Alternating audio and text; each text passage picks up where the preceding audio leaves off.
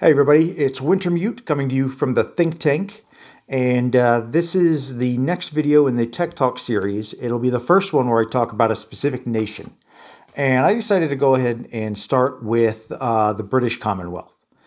And one of the interesting things with them is that they are basically three different economies, four if you're playing with the Canada at War expansion, because that reference sheet could go right here as well, and you would have the whole Commonwealth. But they've got some peculiarities about how it all kind of comes together because they have these three different economies kind of broken up. And each sub-nation, so to speak, has its own kind of rules governing it and how they all kind of interact. So the Commonwealth is kind of really an interesting one to kind of go over. So I decided I'd kind of, take the hardest one first almost and kind of dive in with that and kind of go over some of the peculiarities. Now, one thing I want to kind of start with is how many tech die rolls does Great Britain in general start with at the beginning of the game? Now, every time I do one of these videos, I do want to point out I'm assuming 1936 start. If I'm doing 1939, I will say otherwise, but you can always assume it's a 1936 start with pretty much any of my videos. But really, Great Britain only starts with two tech rolls, or two tech dice to start with, because they have a major factory in London and they have a major factory in Ottawa. Now, as far as if you decide to if you really want to play the tech game, you can always take your existing minor or middle factories and start upgrading them. Now, for Britain, that's two obvious choices right off the start. That's the one in Northern England. You can go ahead and start upgrading that right away. Or you can go ahead and start right away trying to upgrade this one here in Sydney.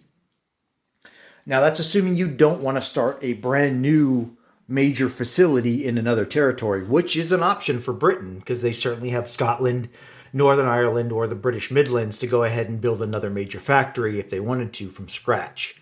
But assuming they don't, then those are, like I said, Northern Ireland and Sydney are your two best bets if you want to keep things a little bit cheap to start.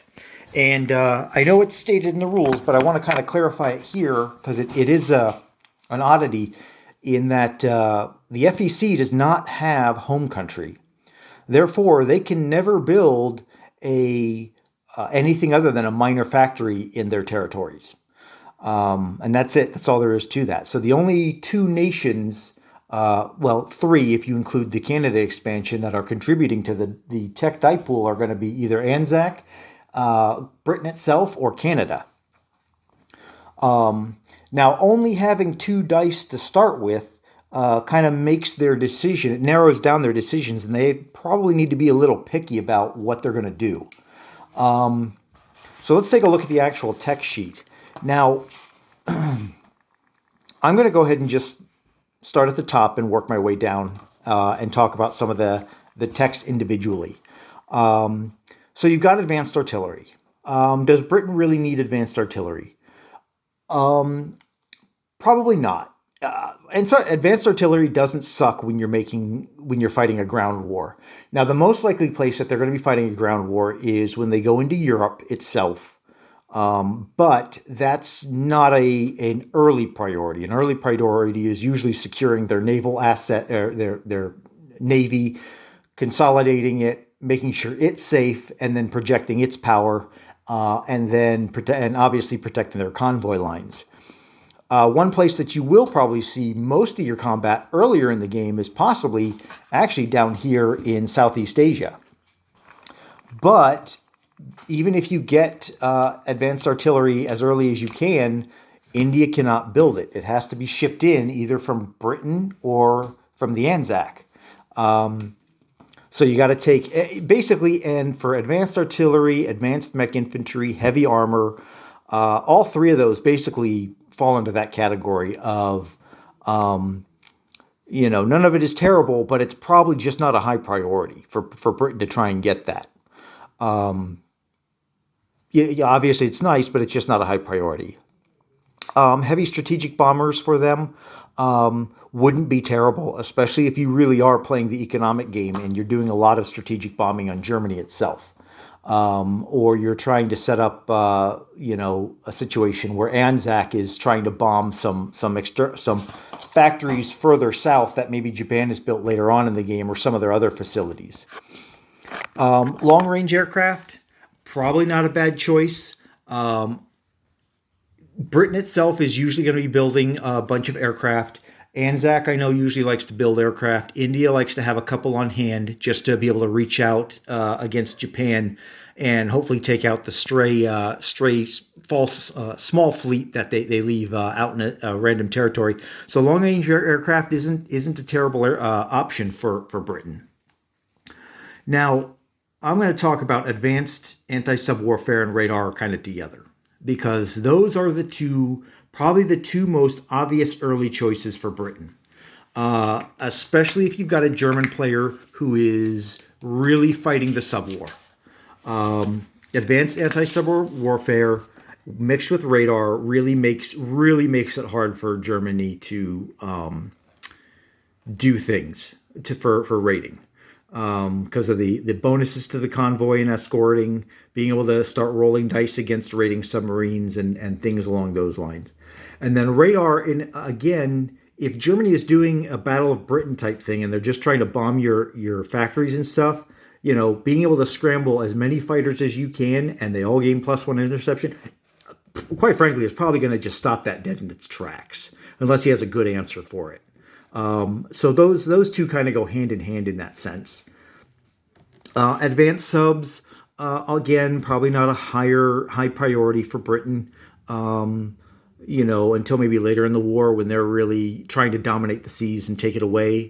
And again, really, those would probably be best used by Anzac if they can build them as a way of kind of moving up against Japan and kind of countering Japan. Beyond that, probably not a high priority. Now, one of the most interesting tech choices for any nation at this point, in my opinion, is whether you want to go for strategic rockets. And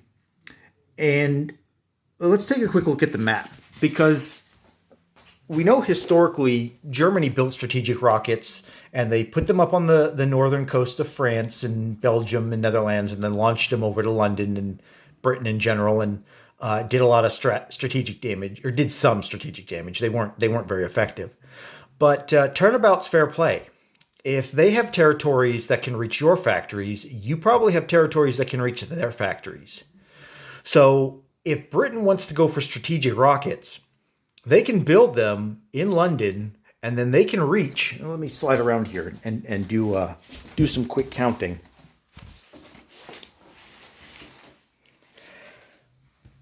One, two, three. They can actually reach this major factory in Western Germany without any problem. They can also reach the minor factory. Well, it will be a minor factory in Paris.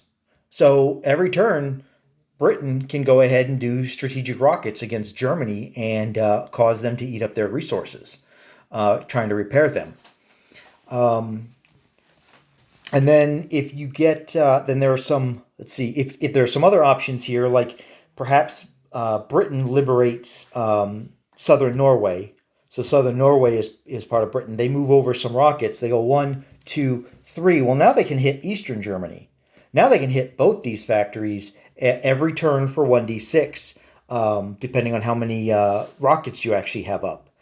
So, the rockets are really interesting in that they can fire up to 3 spaces in this version. So kind of think outside the box and think, well, if I had some rockets, where else could I put them that maybe would reach out and really do some damage? Another thing that I noticed is if you manage to get a rocket or two down to Malta, you can go 1, 2, 3, and start hitting the Italian main factory. And boy, would that really hurt Italy. That would really hurt them, especially if they're not in a position to take Malta from you. You can reach them, or if this goes free France, 1, 2, 3, or if you get some of these territories, you can start. Britain can start using rockets against northern Italy. That would really really damage Italy a lot because they don't have a lot of money to spare for repairs. Germany, not as big a deal, but Italy, boy, they would that would really cripple them. So that's Britain itself. Now again, India or FEC cannot build the rockets themselves. But let's say you do get to build some in down in Anzac and get them up to India.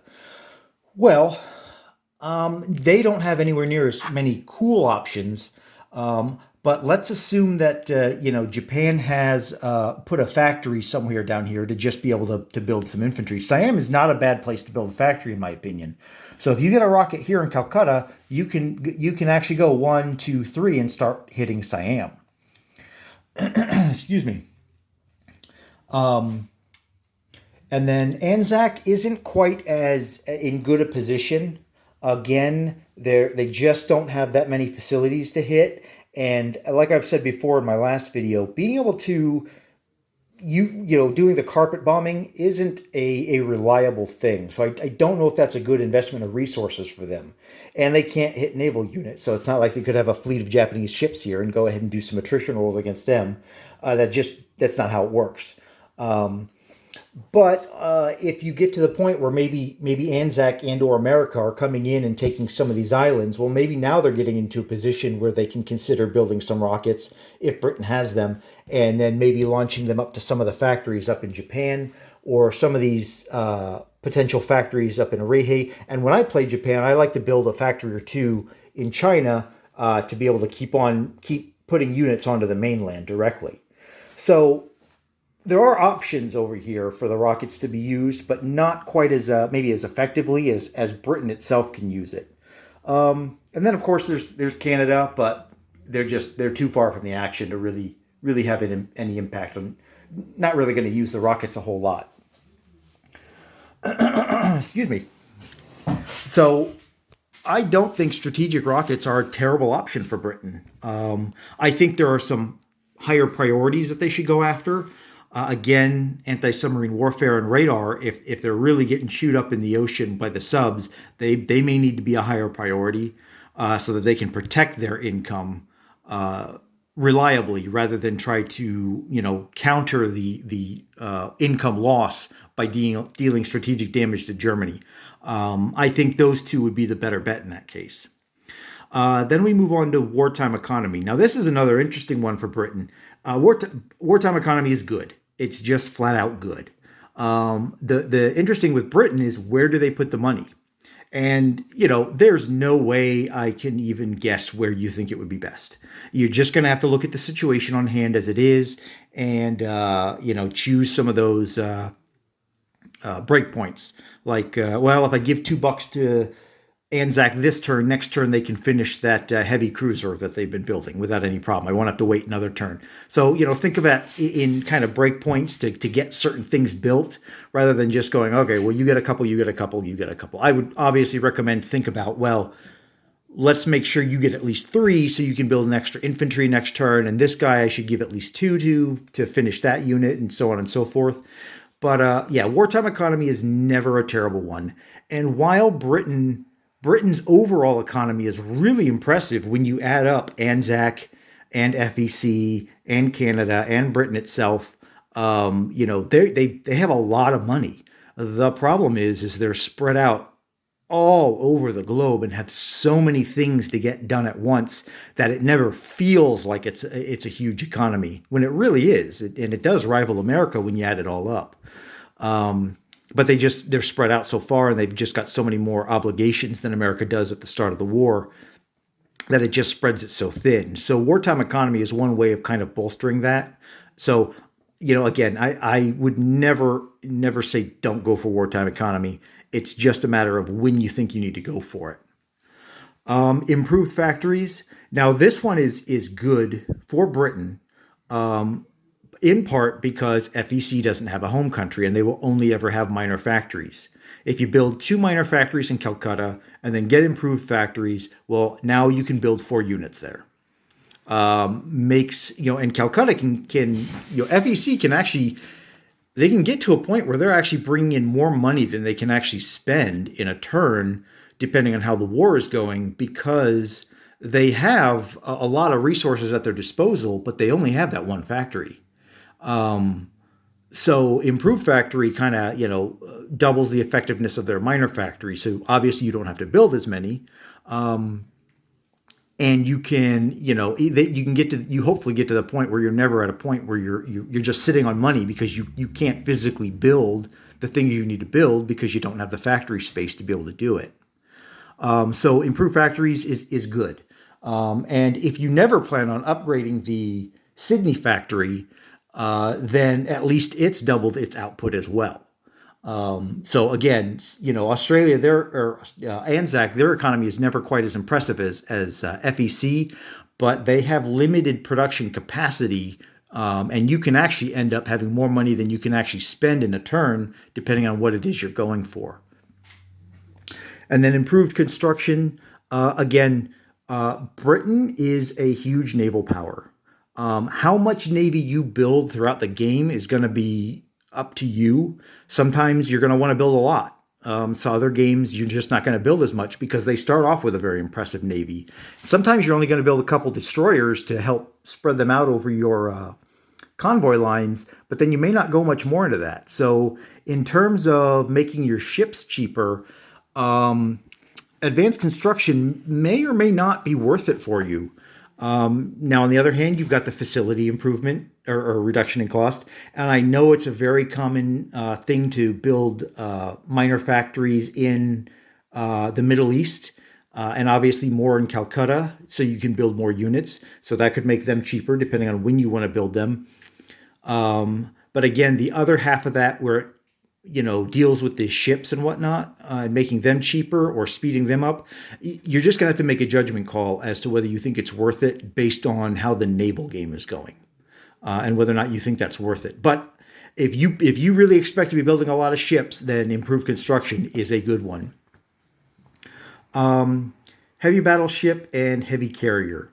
I don't know whether these two are as worth it for Britain. And if I were to pick one, I would go with heavy carrier. And the reason for that is because you want to be able to project your air power deeper inland. So building a carrier up around Britain to be able to move your air units closer to Germany to be able to get them to go farther in and take place in those battles is definitely something to consider. But other than that, I don't really see a heavy carrier being a huge thing down in FEC or down in the Anzac area. I mean, they certainly wouldn't suck. It's something the opponent would have to consider and deal with. But in terms of usefulness, I just don't think that those two units are quite as useful. Now, again, a lot of that depends on what your opponent's doing too. If Japan is just going absolutely nuts with its Navy and you think that you need to build something to really put some firepower out for a more cost-effective firepower, then those may be some good options to get going. Other than that, I would pick heavy carrier over heavy battleship just to be able to get your air power out there farther. And Britain usually have a decent air force throughout the game.